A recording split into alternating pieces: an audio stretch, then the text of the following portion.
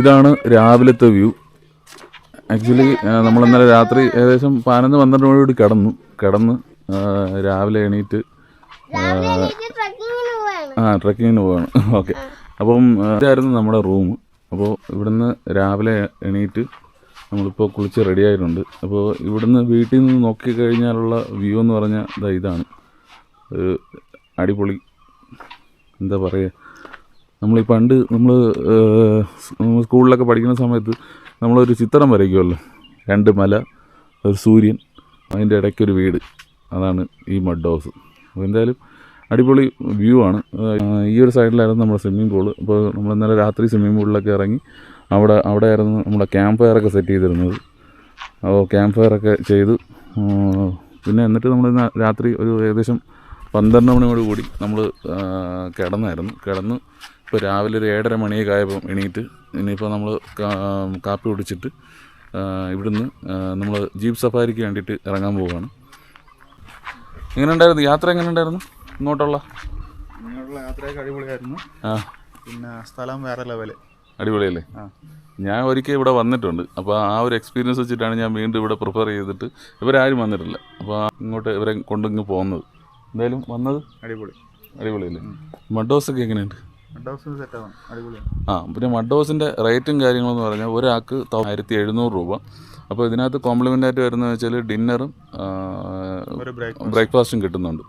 പിന്നെ ഉച്ചയ്ക്ക് വേണമെങ്കിൽ അവർ സെറ്റ് ചെയ്ത് തരും. നമ്മളത് നേരത്തെ പറയുകയാണെന്നുണ്ടെങ്കിൽ അവർ നേരത്തെ സെറ്റ് ചെയ്ത് തരും. ഇപ്പോൾ നമ്മളിപ്പോൾ ഉച്ചയ്ക്കുള്ള നമ്മൾ പുറത്തോട്ട് പോകുന്നതുകൊണ്ട് ഉച്ചയ്ക്കുള്ള നമ്മൾ പ്രത്യേകിച്ച് നമ്മൾ പറഞ്ഞിട്ടൊന്നുമില്ല, നമ്മൾ പുറത്തുനിന്നാണ് കഴിക്കുന്നത്. എത്ര വർഷമായി ഇവിടെ? 3 വർഷം. 3 വർഷം. 3 വർഷം. അപ്പോൾ ഇത് തുടങ്ങിയത് 3 വർഷം ആச்சு. 3 വർഷം. 3 വർഷം ആச்சு. ഞാൻ മുമ്പ് വന്നിട്ടുള്ള ചേട്ടനെ അന്ന് ഒരിക്കൽ ഒരു ഫോറിനറായിട്ട് വന്ന ഓർമ്മയുണ്ടോ? അതെ, ഇഷ്ടംപോലെ ആൾക്കാർ വരുന്നുണ്ടല്ലോ. ഇപ്പൊ മാധവൻ മാധവരിക്കൽ വന്നിരിക്കുക. അതെ, മാധവൻ അന്നുണ്ടായിരുന്നു. മാധവൻ പോയി 2-3-5-6 മാസം ആச்சு. 6 മാസം. ഇപ്പം ജീപ്പ് ഓടിക്കുന്നല്ലേ? ഇത് ആക്ച്വലി നമുക്ക് എല്ലാവർക്കും ഇഷ്ടപ്പെട്ടു, എനിക്ക് ഇഷ്ടപ്പെട്ടു. അപ്പൊ അങ്ങനെയാണ്, അതുകൊണ്ടാണ് ഇവരെയും കൊണ്ടുവന്നത്, ഫാമിലിയും കൊണ്ടുവന്നത്. അല്ല, നിങ്ങളുടെ സർവീസ് നിങ്ങളുടെ സർവീസ് കൊള്ളാം. അപ്പൊ അതുകൊണ്ടൊക്കെയാണ് മെയിനായിട്ട് തിരിച്ച് വീണ്ടും വന്നത്.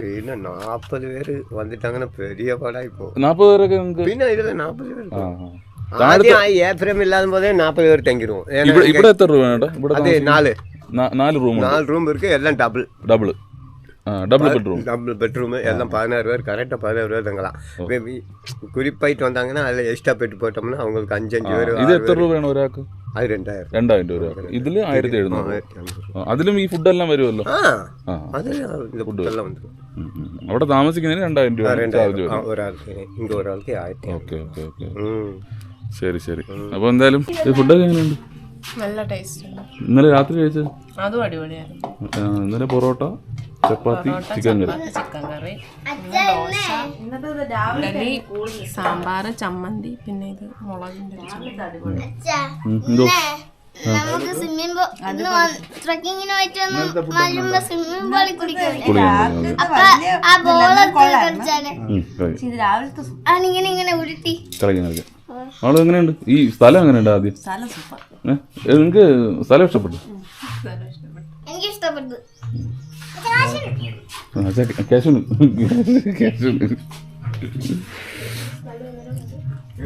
എങ്ങനെയുണ്ട് ഫുഡ്? അടിപൊളി.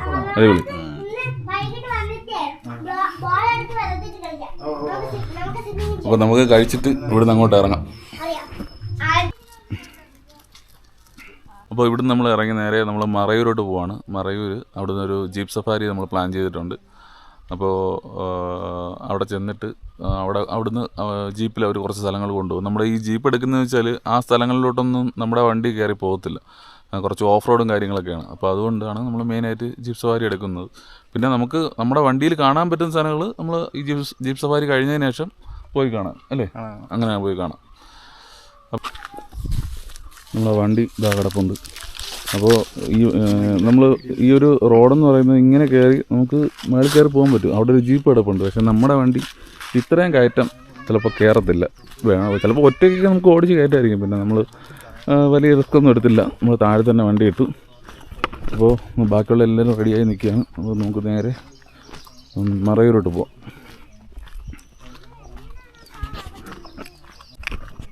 ഇത് ആ ഒരു സൈഡിലൊക്കെ കുറേ കുടികളുണ്ട്. അതായത് വത്സപ്പെട്ട കുടി എന്നൊക്കെ പറഞ്ഞിട്ട് കുറേ കുടികളുണ്ട്. അങ്ങനെയുള്ള കുറേ കുടികൾ ഈ സൈഡിലുണ്ട്. അപ്പോൾ അങ്ങോട്ടൊന്നും നമുക്ക് വണ്ടിയൊന്നും കയറി പോകത്തൊന്നുമില്ല. വണ്ടിയൊക്കെ ഏകദേശം അവിടെ ഒരു ചെക്ക് പോസ്റ്റ് ഉണ്ട്, ഫോറസ്റ്റിൻ്റെ ചെക്ക് പോസ്റ്റ് ഉണ്ട്. ഈ പോകുന്ന വഴിക്കാണ്. ഈ പോകുന്ന വഴി കഴിഞ്ഞ് കഴിഞ്ഞാൽ പിന്നെ നടന്ന് തന്നെ നമുക്ക് കയറി പോകണം. ഇത് ആ ഒരു സൈഡിൽ ഞാൻ എൻ്റെ വിരൽ ചൂണ്ടിരിക്കുന്നില്ല, അത് എത്രത്തോളം കാണാൻ പറ്റുമെന്ന് അറിയത്തില്ല. അവിടെ ഒരു വീടും കാര്യങ്ങളൊക്കെ ഉണ്ട്, കുഞ്ഞു വീടൊക്കെ കാണുന്നുണ്ട്. നമ്മൾ ഇന്നലെ രാത്രി വന്നത് ഇതുവഴിയാണ്, ഈ റോഡ് വഴിയാണ് വന്നത്. വന്നിട്ട് നമ്മൾ വണ്ടി ഇതാ ഈ സൈഡിലോട്ട് കയറ്റിയിട്ട് ഒരു ജീപ്പ് വരുന്നുണ്ട്. ഇവിടെ മെയിനായിട്ട് ഈ ഒരു ഏരിയയിലൊക്കെ കൂടുതലും യൂസ് ചെയ്യുന്നത് ജീപ്പ് തന്നെയാണ്. ഇവിടെയൊക്കെ ഇലക്ട്രിക് ഫെൻസിങ് ചെയ്തിട്ടുണ്ട്. ഇവിടെ അത്യാവശ്യം നല്ല മൃഗങ്ങളൊക്കെ ഉണ്ട്. ഞാൻ കഴിഞ്ഞ പ്രാവശ്യം വന്ന സമയത്ത് ഇവിടെ ആന ഉണ്ടായിരുന്നു. ഞാൻ തിരിച്ച് പോകുന്ന വഴിക്ക് ഞാൻ ആനയൊക്കെ ഉണ്ടായിരുന്നു. അപ്പോൾ ആന ഈ ഫെൻസിങ്ങൊക്കെ ചവിട്ടിപ്പൊളിച്ച് അങ്ങനെ പോകുന്നുണ്ടായിരുന്നു. അപ്പോൾ അത് കഴിഞ്ഞ വീഡിയോയിൽ അന്ന് വന്ന ഒരു വീഡിയോയിൽ ഞാൻ ഇട്ടിട്ടുണ്ട്. അപ്പം അത്യാവശ്യം ആനയെ ഞാൻ കണ്ടിട്ടുണ്ട്. വേറെ എന്തൊക്കെ മൃഗങ്ങളുണ്ടെന്നുള്ളത് അറിയത്തില്ല. ആനയാണ് കൂടുതലും ഇവിടെ കാണാൻ കഴിയുന്നത്. അപ്പോൾ എന്തായാലും നമുക്ക് നേരെ മറയൂരോട്ട് പോകും. ആക്ച്വലി സമയം താമസിച്ചു. ഇപ്പോൾ സമയം 9:30 മണിയായി. നമ്മളൊരു 8:30 മണിക്കെങ്കിലും ഇറങ്ങണമെന്ന് വിചാരിച്ചതാണ്. പിന്നെ അവിടെ നിന്ന് ഫോട്ടോയൊക്കെ എടുത്ത് ലേറ്റായി പോയതാണ്. പോ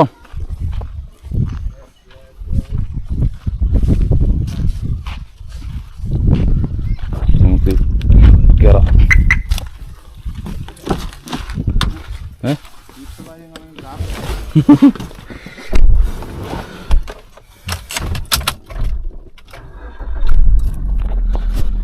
അപ്പോൾ നമുക്ക് ഇവിടുന്ന് നേരെ മറയൂർ പോവാം. മറയൂർ ചെന്നിട്ട് അവിടുന്ന് ജീപ്പാണ്. അപ്പോൾ ഓൾറെഡി നമ്മളെല്ലാം സെറ്റ് ചെയ്ത്, സുഭാഷ് എന്നാണ് പേര്. ആക്ച്വലി മുമ്പ് ഇവിടെ അനിയും വർക്ക് ചെയ്തിട്ടുണ്ടായിരുന്നല്ലോ, ചിന്നാറ്.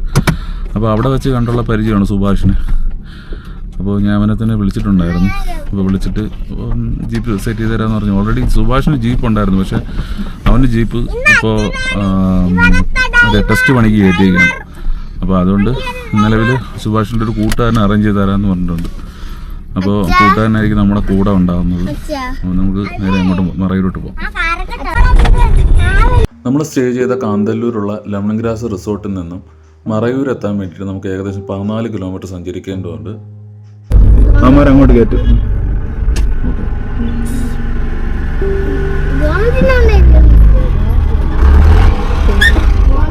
കാന്തല്ലൂർ വന്നതിന് ശേഷം ഞാൻ ഏറ്റവും കൂടുതൽ വണ്ടികളെന്ന് പറയുന്നത് ജീപ്പുകളാണ്. കാന്തല്ലൂർ റോഡുകളേക്കാൾ കഥകൾ പറയുന്ന ജീപ്പുകളാണ്. ഇവിടുത്തെ ജനങ്ങളുടെ യാത്രയും ജീവിതവും കൂടുതലായി ഈ ജീപ്പുകളെ ആശ്രയിച്ചാണ് മുന്നോട്ട് പോകുന്നത്. പിന്നെ പ്രത്യേകിച്ചും എടുത്തു പറയേണ്ട റോഡുകൾ തന്നെയാണ്. റോഡുകൾ അത്യാവശ്യം നന്നായിട്ട് തന്നെയാണ് മെയിൻറ്റെയിൻ ചെയ്യുന്നത്. നമ്മളിപ്പോൾ സഞ്ചരിച്ചുകൊണ്ടിരിക്കുന്ന ഈ ഒരു വഴിയിലും ഈ ഒരു ഭാഗത്തൊക്കെ ആയിട്ട് കുറേ സിനിമകളുടെ ഷൂട്ടിംഗ് നടന്നിട്ടുണ്ട്. അതിൽ പ്രത്യേകം എടുത്ത് പറയേണ്ട ഒരു സിനിമ എന്ന് പറയുന്നത് കൂമനാണ്. ജിത്തു ജോസഫിൻ്റെ മലയാള സിനിമയായ കൂമൻ. അപ്പോൾ അതിൽ ആസിഫ് അലിയാണ് ഈ ഒരു സിനിമയിൽ അഭിനയിച്ചിരിക്കുന്നത്. സൈഡിൽ കാണുന്ന ഈ ഒരു പാറപ്പുറത്ത് നിന്ന് ഉള്ള ഒരു ഷോട്ടൊക്കെ ഉണ്ട്. ആ ഒരു ഷോട്ടൊക്കെ ഈ ഒരു സ്ഥലത്ത് വെച്ചാണ് ഷൂട്ട് ചെയ്തിരിക്കുന്നത്. പിന്നെ മറയൂർ വിദായത്ത് ബുദ്ധ എന്ന് പറഞ്ഞിട്ട് നമ്മൾ പൃഥ്വിരാജിൻ്റെ ഒരു സിനിമ ഇറങ്ങിയിട്ടുണ്ടായിരുന്നല്ലോ. ആ ഒരു സിനിമയൊക്കെ ഈ മറയൂർ ഭാഗത്താണ് ഷൂട്ട് ചെയ്തിട്ടുള്ളത്. ഞാൻ മുമ്പൊരിക്കൽ മൂന്നാർ വന്ന സമയത്ത് ഈ പൃഥ്വിരാജിൻ്റെ ഷൂട്ടിംഗ് നടന്നുകൊണ്ടിരിക്കുന്ന സമയമായിരുന്നു. അപ്പോൾ ആ സമയത്ത് കുറച്ച് വിഷ്വൽസൊക്കെ എടുത്ത് വെച്ചിട്ടുണ്ടായിരുന്നു. പറ്റുമെന്നുണ്ടെങ്കിൽ ഞാൻ ഇതിനകത്തോട്ട് ആഡ് ചെയ്യാം.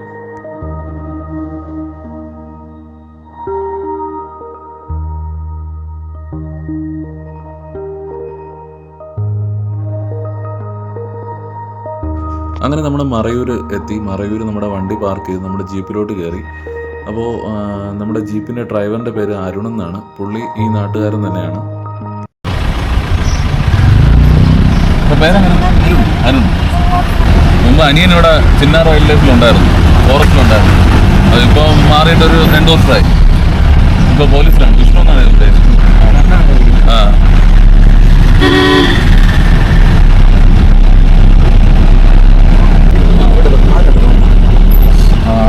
മാൻ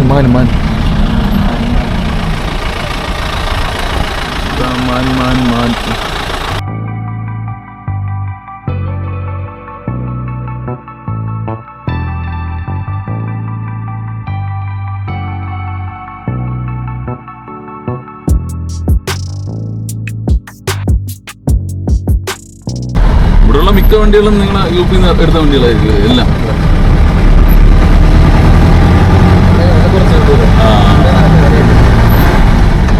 ഡീസലല്ലേ? ഈ ജീപ്പിൽ പെട്രോൾ ഉണ്ടോ? ഇല്ല, ഫുൾ ഡീസലേ. അങ്ങനെ നമ്മളിപ്പോൾ മറയൂരിൻ്റെ ചന്ദനക്കാട്ടിലോട്ട് എൻ്റർ ആയിക്കൊണ്ടിരിക്കുകയാണ്. കുറച്ചുകൂടെ ഫ്രണ്ടിൽ ചെന്ന് കഴിഞ്ഞാൽ നമ്മുടെ റോഡിൻ്റെ രണ്ട് സൈഡിലുമായിട്ട് നമുക്ക് ചന്ദന മരങ്ങൾ കാണാൻ കഴിയും. ഈ ഒരു ചന്ദന മരങ്ങളുടെ പ്രത്യേകത എന്ന് പറഞ്ഞാൽ ഏകദേശം 1980-81 കാലഘട്ടങ്ങളിൽ വെച്ച ചന്ദന തൈകളാണ് ഇപ്പോൾ മരമായിട്ട് നമുക്കിവിടെ കാണാൻ കഴിയുന്നത്. നമ്മളിവിടെ കാണുന്ന ചന്ദന മരങ്ങളിലെല്ലാം എല്ലാ മരങ്ങളിലും ഓരോ ടാഗ് കിട്ടിയിട്ടുണ്ടാവും. ആ ടാഗിൽ ഒരു നമ്പർ നോട്ട് ചെയ്തിട്ടുണ്ടാവും. അതായത് ചന്ദന മരങ്ങളുടെ നമ്പേഴ്സാണ് അതിനകത്ത് എൻ്റർ ചെയ്തിട്ട് ഇട്ടേക്കുന്നത്. അപ്പോൾ ഇവിടെ ഒരു ചെറിയ കമ്പി വേലി കെട്ടിയിട്ടുണ്ട്. നമുക്ക് അകത്തോട്ട് പ്രവേശനമില്ല.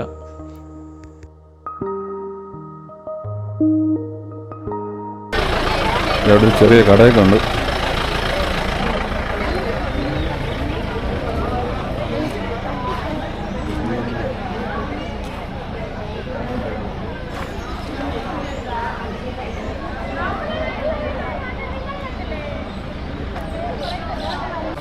അങ്ങനെ നമ്മളിപ്പോൾ മറയൂരിൽ നിന്ന് നേരെ വന്നത് മറയൂർ സാൻഡൽ ഫോറസ്റ്റിലോട്ടാണ്. ആദ്യത്തെ ഡെസ്റ്റിനേഷൻ എന്ന് പറയുന്നത് മറയൂർ സാൻഡൽ ഫോറസ്റ്റാണ്. അപ്പോൾ ഈ നമ്പർ ഇട്ടേക്കുന്ന സംഭവങ്ങളെല്ലാം ചന്ദനമാണ്. ഇത് 1980 ഇത് സീഡ് ചെയ്തേക്കുന്നത്. 1980-81 കാലഘട്ടത്തിൽ വെച്ച ചന്ദന തൈകളാണ് ഈ ഒരു മരമായിട്ട് വളർന്നു നിൽക്കുന്നത്. അപ്പോൾ എത്ര വർഷം? 46 വർഷം പഴക്കമുള്ള ചന്ദന മരങ്ങളാണ് ഇത് ഈ കാണുന്നതെല്ലാം.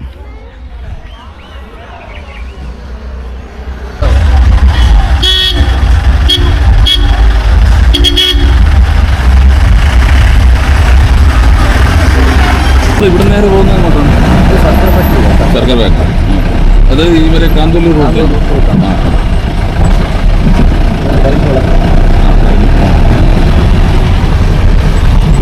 ഈ കാണുന്ന എല്ലാം കരിമ്പാണ്.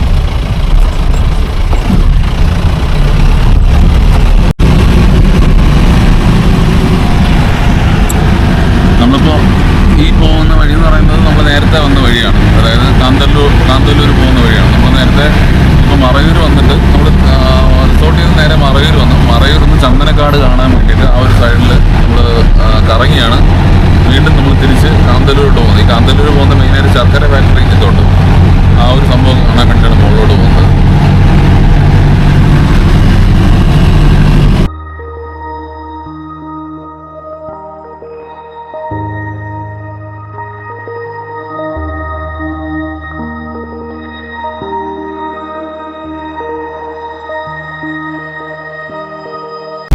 മുതുവൻ മല എന്ന് പറയുന്ന അതാണോ? അത് വേറെ കുടികൾ. ഈ മറ്റേ ഉള്ളവയിലൊക്കെ കേട്ടിട്ടുണ്ട്. ആ ഒരു സൈഡിലല്ലേ? ആ പിന്നെ അനിയൻ ഇവിടെ മറ്റേ കമ്പക്കല്ലുണ്ടായിരുന്നു. അങ്ങനെ നമ്മൾ കമ്പക്കല്ല് പോയിട്ടുണ്ട്.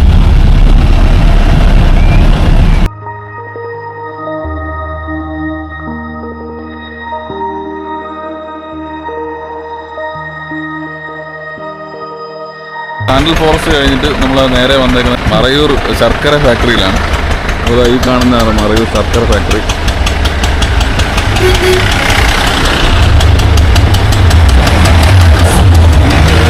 ശർക്കര ഉണ്ടാക്കുന്നതും പിന്നെ അവിടെ ശർക്കര എങ്ങനെയാണ് ഉണ്ടാക്കുന്ന പ്രോസസ്സും കാര്യങ്ങളെല്ലാം നമുക്ക് കാണിച്ചു തരും. അകത്തോട്ട് കയറാം.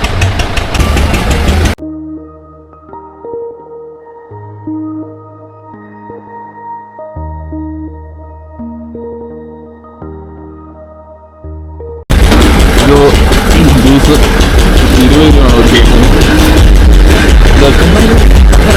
അല്ല കരിമീൻ ജ്യൂസ്. കരിമീൻ ജ്യൂസ്.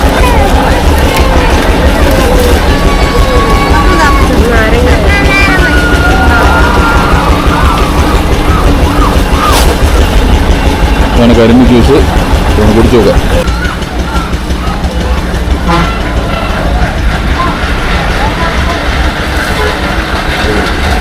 കൊള്ളാം.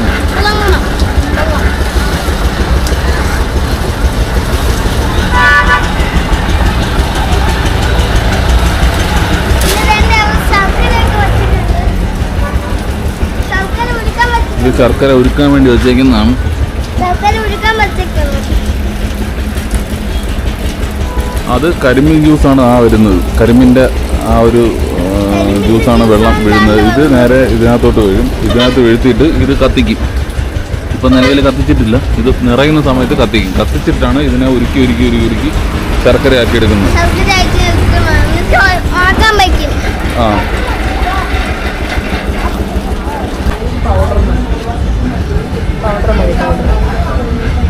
ഇതിങ്ങനെ എടുത്ത് തിന്നാവോ?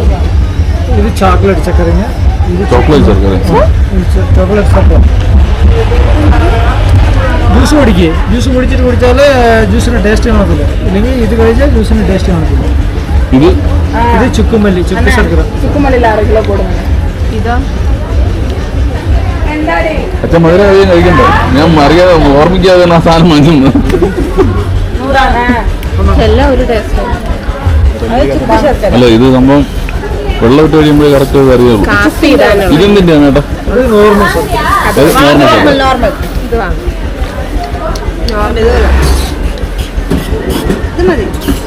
നോർമലാ?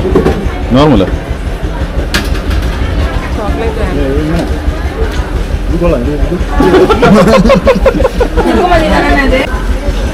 അപ്പോൾ ഇതായാലും നോർമൽ മതി.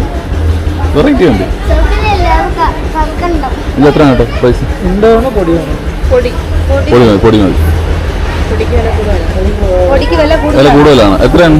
120 ഉണ്ടയാണെങ്കിൽ 1 കിലോ 100 രൂപ. അയ്യോ, എന്നാ ഉണ്ടോ? 20 വ്യത്യാസമല്ലേ ഉള്ളൂ. അല്ല അതായത് അത് കുഴയ്ക്കുമ്പോ അല്ലെങ്കിൽ വിലയില്ലേ?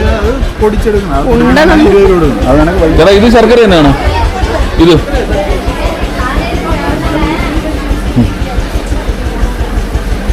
ഇവിടെ പാക്ക് ചെയ്ത് ഈ സൈഡിൽ പാക്ക് ചെയ്തിട്ടേക്കുന്നത് കാണാൻ പറ്റും. ചേട്ടാ ഇതിപ്പം പൊടിയാണെങ്കിൽ 1 കിലോ 120, ഉണ്ടാണെന്നുണ്ടെങ്കിൽ 100. ചേട്ടാ ഇതിന്റെ പ്രോസസ് എങ്ങനെയാണ്? ഇത് നമ്മുടെ കരിമീൻ ഇതല്ലേ? ഇപ്പൊ അടിക്കുന്ന ജ്യൂസ് ഉണ്ടല്ലോ, അടിക്കുന്ന ജ്യൂസ് പമ്പ് വർക്കിംഗ് ആയി ഈ ടാങ്കിലേക്ക് ഒരു പാത്രം ജ്യൂസ് വരും. ആ ഒരു പാത്രം ജ്യൂസ് ഇതിലേക്ക് വന്നു കഴിഞ്ഞിട്ട് തീ കൊടുക്കും. തീ കൊടുക്കുമ്പോൾ അതിന്റെ ജ്യൂസിലുള്ള പതയൊക്കെ പൊങ്ങി വരും. പതയൊക്കെ മാറ്റി കളഞ്ഞിട്ട് 3 മണിക്കൂർ നിർത്താതെ തീ കൊടുക്കുകയാണെങ്കിൽ നല്ല കുക്ക് പോലെയാണ്. അതെടുത്ത് കുറച്ച് വെള്ളത്തിലിട്ട് കഴിഞ്ഞാൽ കട്ടയാണ്. അരി വെന്തോ എന്തിനാണ് അറിയില്ല. അതേപോലെ കുറച്ച് വെള്ളത്തിൽ കട്ടയാണ്. കട്ടയായി കഴിഞ്ഞാൽ വാഴ ഓപ്പൺ ആക്കി കഴിഞ്ഞാൽ ഇതിലേക്ക് വരും.